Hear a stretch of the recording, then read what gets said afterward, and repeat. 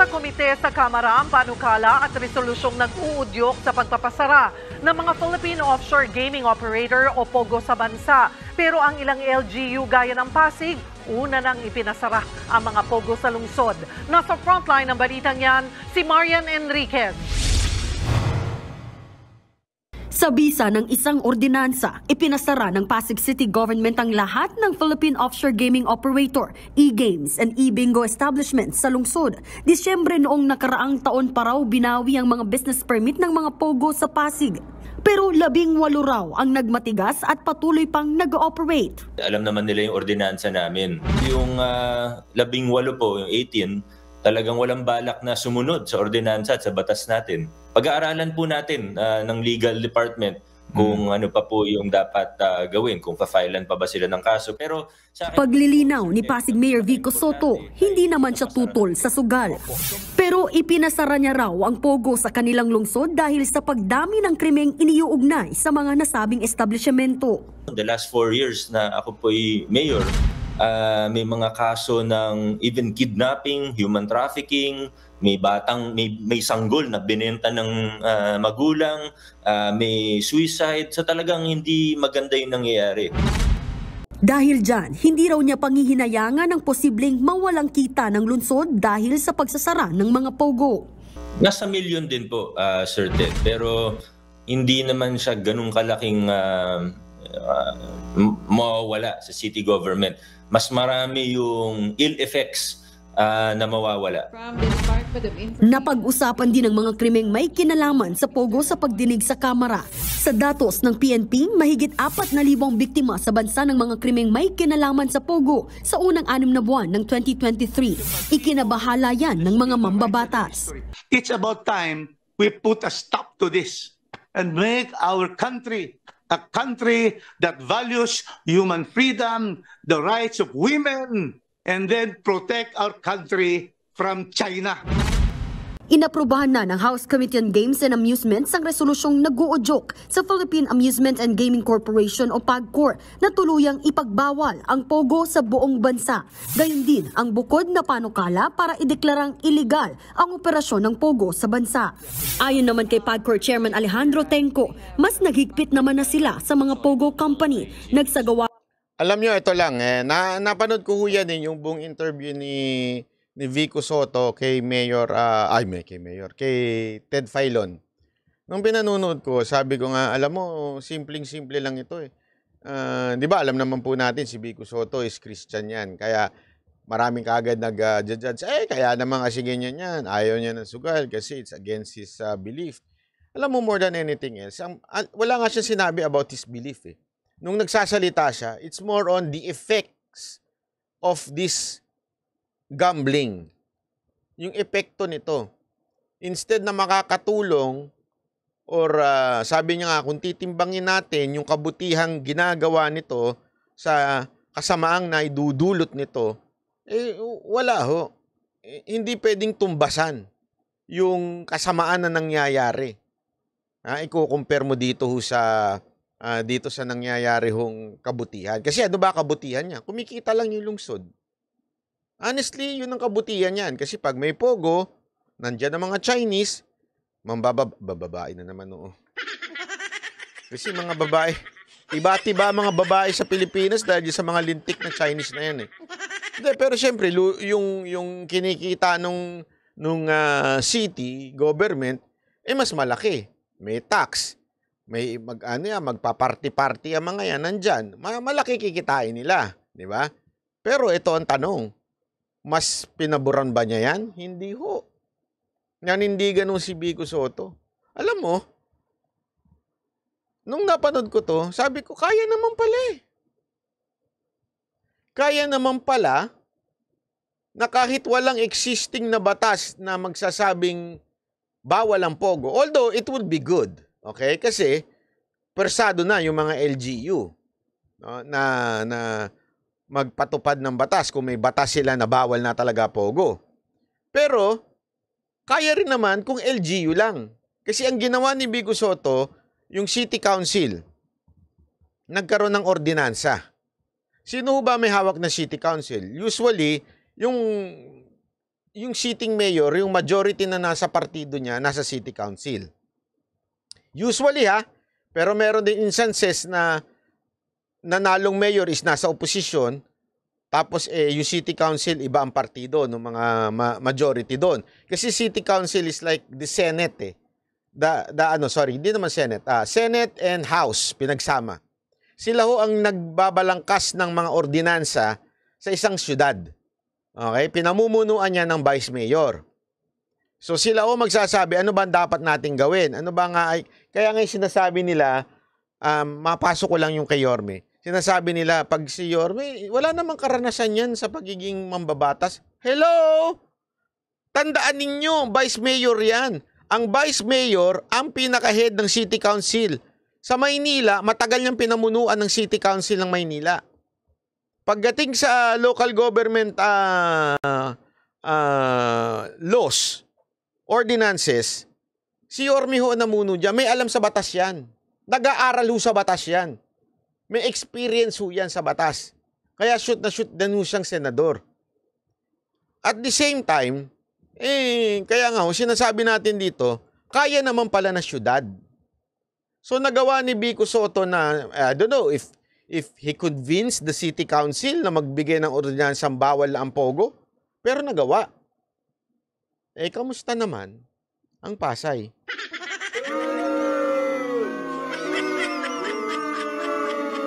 Unless kumikita ng todo-todo kayo sa pogo,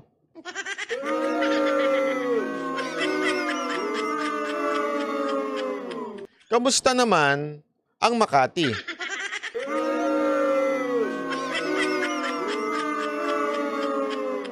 Nako, dami kong alam dyan. Alam niyo ba nagsulputan ng mga Chinese club dyan? Bakit? Ang dami kasing Chinese na ngayon dyan.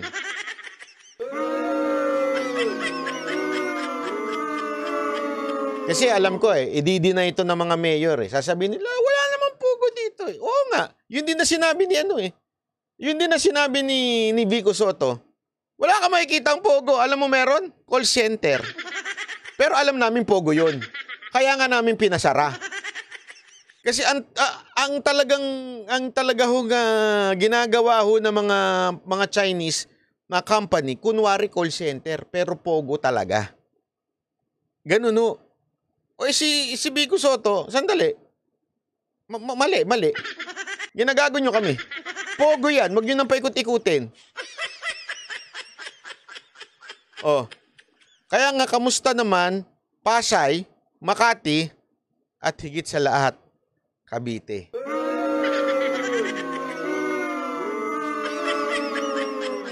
Hindi kamusta na ho? Kamusta na po kayo? Di ba? Kamusta na po kayo? Kung talagang ayaw nyo ng pogo, nagawa ng Pasig Don't tell me, mas magaling si Vico Sotto sa inyo.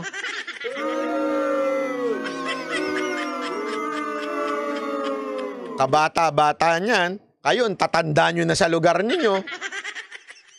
Tumanda na kayo dyan. Nabulok na kayo, nangitim na kayo. Hanggang ngayon, nandyan pa rin ang mga pogo. Imposible hindi nila alam to Ang daming mga Chinese restaurant, not allowed nga ang Pilipino. Saka nakakita ng ganong mga Chinese restaurant sa Pilipinas, not allowed ang mga Pilipino. Di ba? Sa Binondo nga, di ba? At least sa Binondo, mga Pilipino doon, enjoy na enjoy. Tsaka yung mga Chinese na bebenta doon, mga Pinoy Chinese yun Pero sa Pasay, ang dami dyan, Chinese restaurant. Talagang sila lang. Magagalit pa yung mga bouncer sa'yo pag pumasok ang Pilipino.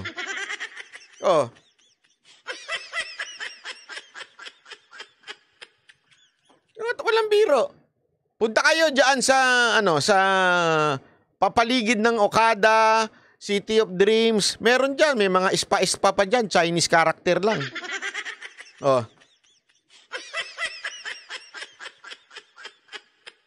Pasay, nagkakalat na po sa inyo mga pogo. Ano ginagawa nyo? Tutulog-tulog? Ay nako. Di ba?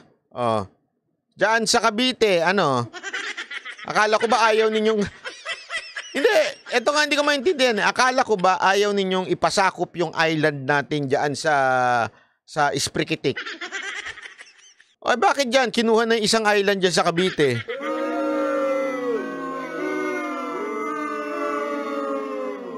Pambira kayo. Apaka-plastic ninyo.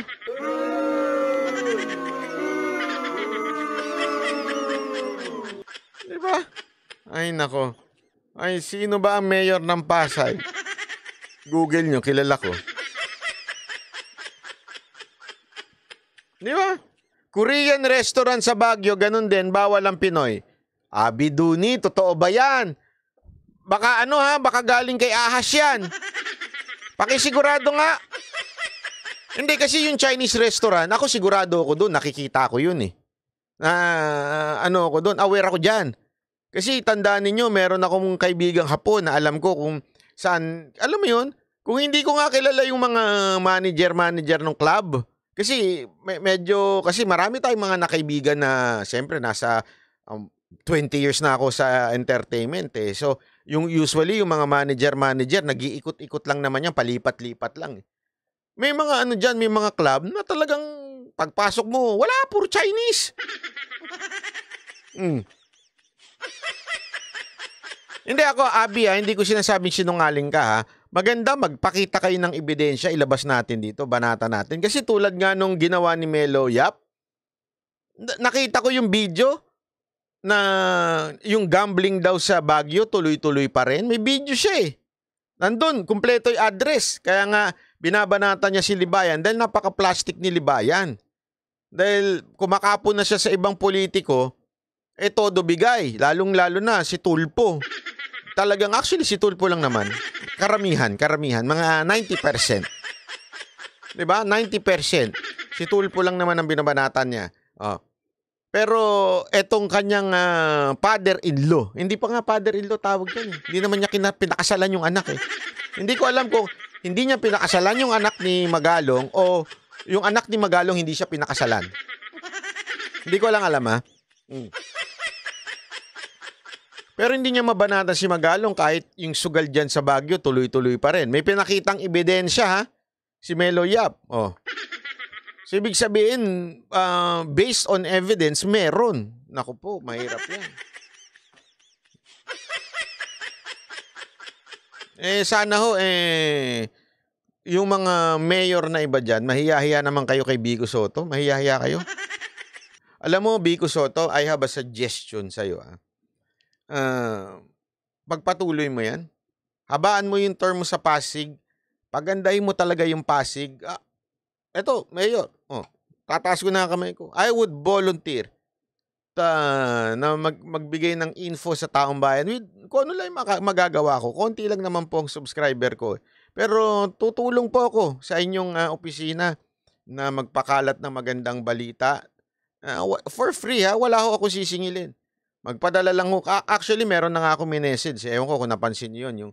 Yung Pasig Today ba yun? O Pasig News? Nakalimutan ko na kung anong channel yun. Minessage ko, sabi ko, pahiram ako ng ng mga videos mo kasi nagugustuhan yung ginagawa ni Vico Soto.